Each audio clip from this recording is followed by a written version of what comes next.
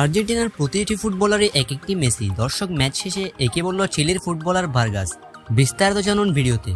দর্শক লাউতারো মার্টিনেজের শেষ মুহূর্তে গোলে চিলিকে উড়িয়ে কোয়ার্টার ফাইনালে পৌঁছে গেছে আর্জেন্টিনা।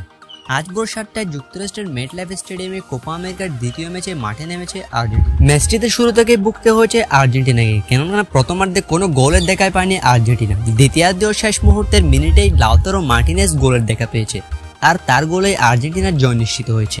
প্রথমার্ধের হতাশা থেকে আর দ্বিতীয়ার্ধের চাপের মুখে থাকায় শেষ পর্যন্ত লাউতারো মার্টিনেজকে মাঠে নামাতে বাধ্য হয়েছেন আর্জেন্টাইন কোচ লিওনেল স্কালোনি। 73 মিনিটে মাঠে নেমে 88 মিনিটে করলেন দলের জয়সূচক গোল। লিওনেল মেসির কর্নার থেকে জটলায় বল পেয়েছিলেন এই স্ট্রাইকার, সেখান থেকেই এসেছে লাউতারো মার্টিনেজের জয়সূচক গোলটি। তবে আর্জেন্টিনাকে এই ম্যাচে অনেকটা সময় পর্যন্ত টিকিয়ে রেখেছিলেন এমিলিয়ানো মার্টিনেজ।